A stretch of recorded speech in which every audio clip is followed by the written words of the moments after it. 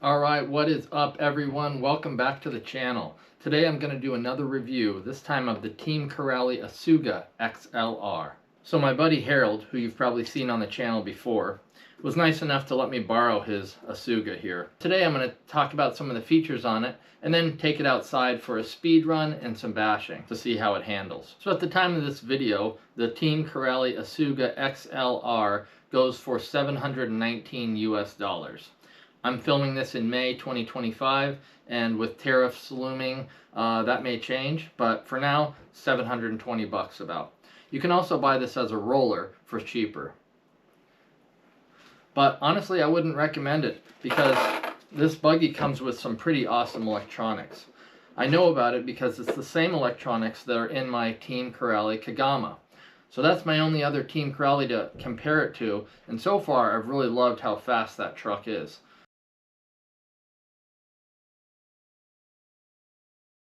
So let's open it up and take a look.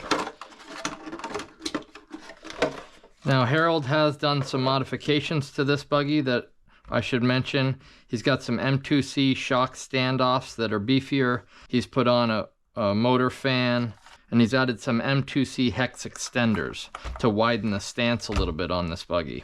I understand that it does have a tendency to roll, such as traction roll, and in that case these extenders might help limit that.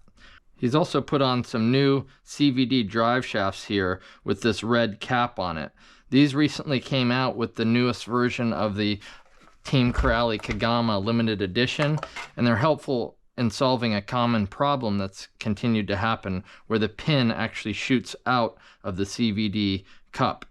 They have a spring around it, but it's not tight enough to not have that happen and unhook, so they've come up with that design. That's pretty cool and could limit that problem from recurring. I'm gonna need to add a set of those on my Team Corally Kagama soon. This truck comes with a standard 13-tooth pinion, and Harold has put on a 16-tooth pinion, so we'll be able to see how this goes with the speed run and how it handles off-road. You can tell it's built in a sturdy way. It's got some unique shock towers that come up in the middle like this. It's also got some pretty sturdy plastic bracing around, including right here, which is pretty beefy looking if you take a look at that. Similarly, the plastic on these arms and guards are very sturdy. Look at the size of these back arms. It would be pretty hard to break those. You'd have to take some serious hits in order to snap these arms. It's got a standard chassis on it. They don't use 70-75 on these parts, but it's still pretty sturdy. I've had good luck with my Kagama. I haven't bent the chassis or any shock towers, and they look pretty similar to this one. The shocks also look very similar, and they feel pretty cushy and plush. However, given that it's a buggy, it doesn't have a lot of ground clearance, so you're really easily going to slap the chassis when you do much bashing on this thing, and that just comes with the territory with buggies. That's sort of the trade-off here. It's a bigger truck, but it's still a buggy, so you're limited in how much bashing you can do for that reason. Now, given that this is not my buggy, I can't comment on the durability, and I'm certainly going to try not to break it.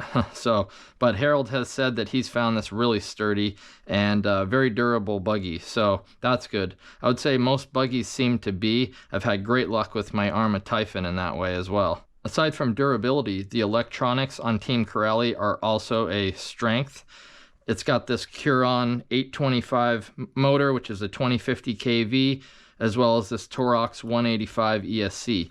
These are powerhouses. They're essentially a Hobby Wing Max 8. I've had great luck with it on my Kagama, and they are rockets. So straight out of the box, this thing is going to be fast and powerful, and we'll be able to move the weight around with this buggy pretty easily. And just like its brother, the Kagama, this is 3 to 6S capable. I would highly recommend running this on 6S though, again, given the size. It comes with this radio, CT2R. I will say this has been a weak point on my Kagama, so we'll see how it goes on this, but it was very poor range when I tested it with the Kagama. It also malfunctioned. I had to get a replacement, and then that one wasn't that good either. So if you're going to get one of these, I'd recommend quickly upgrading it to a better radio receiver combo. It's one thing to not have as many features. It's another to not be able to control the truck at a distance. That's where you can get into some serious trouble. So we'll see how this one goes. These battery trays are also kind of a weak point. Looks like he hasn't broken his, but on my Kagama, I've broken this twice now, where this lip snaps completely off. So it's just a little bit of a weak point on the Team Corally vehicles these days. These cords are also a kind of a strange point on the Team Corally vehicles. They're huge, they're long. You can see here on my Kagama that the cord is also very long. It just gets in the way, and it's hard to kind of secure in the truck, and especially when you're talking about a buggy where the body is so much narrower, then you've got even less room to tuck things in. So I kind of wish they made those a little shorter, I'd say. But the shell is very easy to put on. There's only 2 clips, and they're pretty securely fastened there with plastic on either side, so it makes them durable and less likely to break. That is one of the quickest body attachments I've done. Most of the time I'm fumbling with 4 of them, or the snap-on bodies. Those are even difficult to align up with Arrma. This, super simple. They're easy to slide in too. I don't know what they did, but it made it so much easier to slide that pin in. So nice job with that. It's a pretty standard body, not much reinforcement other than those plastic pieces there. So Team Corally calls this a off-road racing buggy, and we'll see how true that is. I might try to take this on the dirt track. While I'm not a racer, nor have I ever claimed to be, I've gotten pretty good at driving trucks like this Losi XTE or even my Arrma Typhon on the track, so I'll have some experience to compare this with. But these tires are probably not going to be that great for the track. They might be better for bashing though, as they look super firm and less likely to balloon.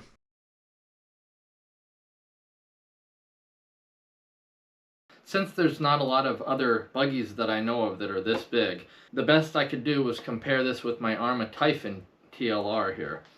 As you can see, this sits a lot higher, it's a little longer, it's wider. Everything about this buggy is bigger. I would classify it more as like a 7th scale to be more accurate. And again here we have a 10th scale buggy as well. So we've got what I would consider a 7th scale, 8th scale, and 10th scale. And this is a mammoth of a buggy compared to these two. I know it's always hard to tell the actual size when you're watching a video, but this should help. They're all backed against the wall here, and you can see this thing edges out quite a bit compared to the other two. Just for fun, let's look at the weight differences as well. All right, let's start off with weighing the lightest vehicle of the bunch. This is the Serpent Spider, 10th scale, 2-wheel drive, carpet-ready buggy. This should be very light.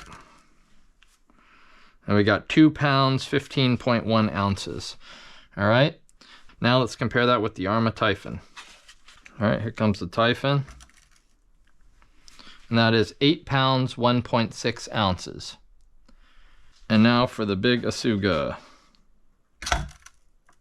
That comes in at 10 pounds, 0.7 ounces. So that's just about 2 pounds difference, and that's pretty significant when you think about it. But given the size, it makes total sense. All right, so let's get out there and give it a try. All right, see what it can do for a top speed on 6S.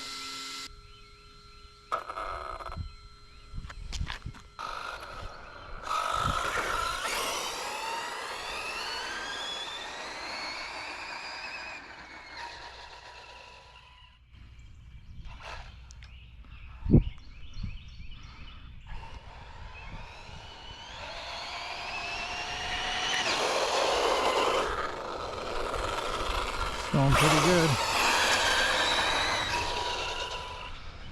This controller I don't trust, because this is the one that was on the Kagama, and it loses signal, and I started to notice that far out with this one as well.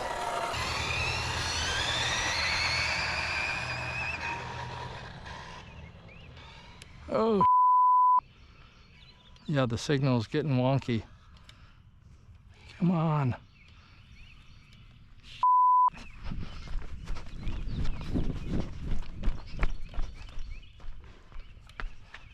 Yeah, that's crazy.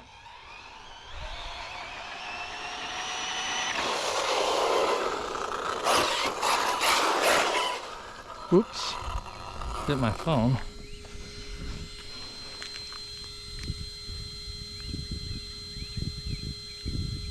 $61. 61.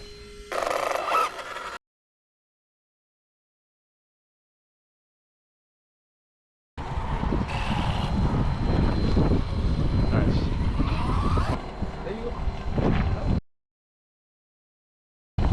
You have to test it out, bro. All right.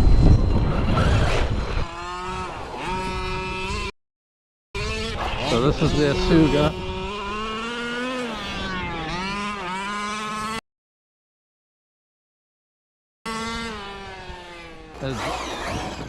So it doesn't wheelie at all, which is nice. Like a buggy. Like a buggy would. Super stable. It's got 6S in it right now. Yeah, this is fun. It's like nimble. You can see where the body's bulging, where the big 6S pack is, which is a downside typically to buggies like this.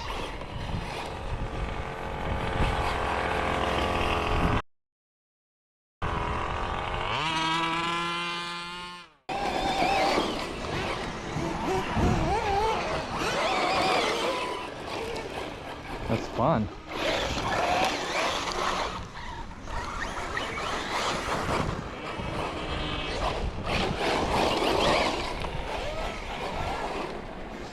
That's fun, all right. So this is not my buggy, so I don't want to be too harsh with it. Harold is very kind for letting me use this.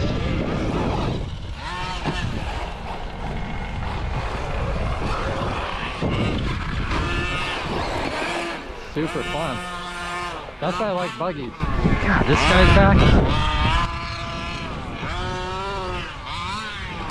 Sound cool, but man, they're loud.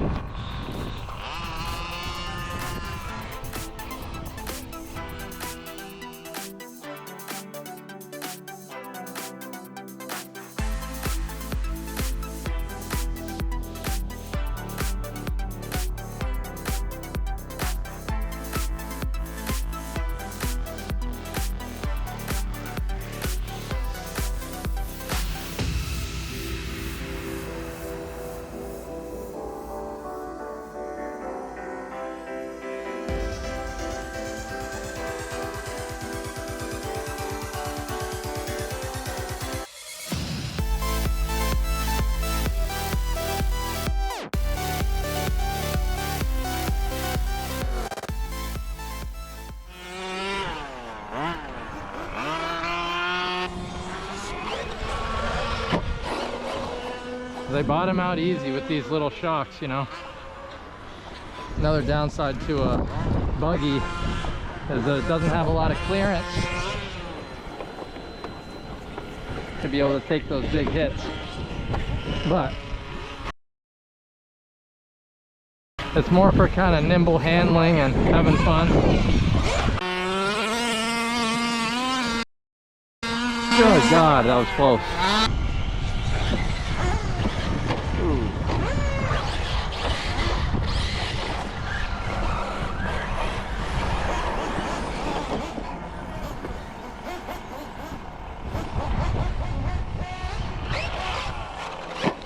Easy to land flat.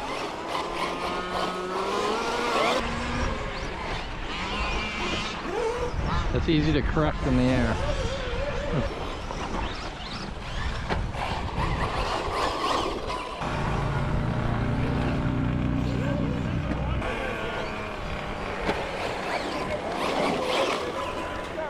Let's go see how it does on the track.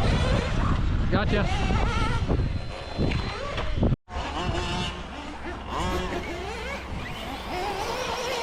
Because they call this a race buggy, but Not really what it is, but.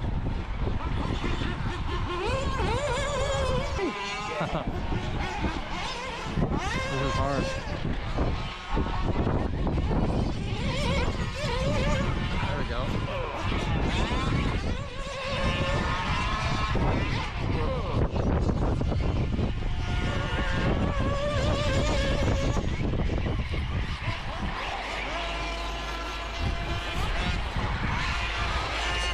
It's a little squirrely.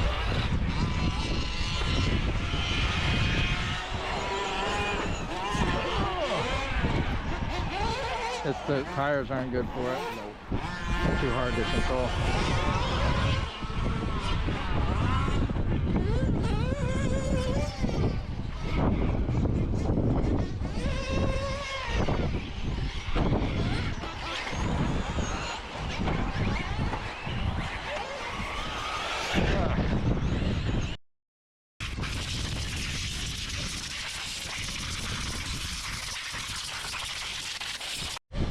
So guys, this truck is super cool.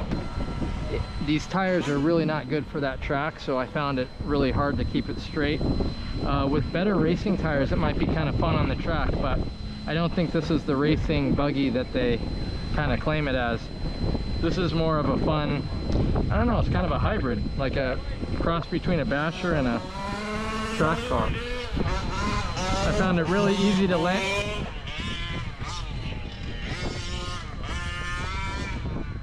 Found it really easy to land flat. It corrected really easily in the air, actually, given the small tires. I thought it would be harder to correct, but you're definitely not going to probably do many backflips with it. Yeah, I'm impressed.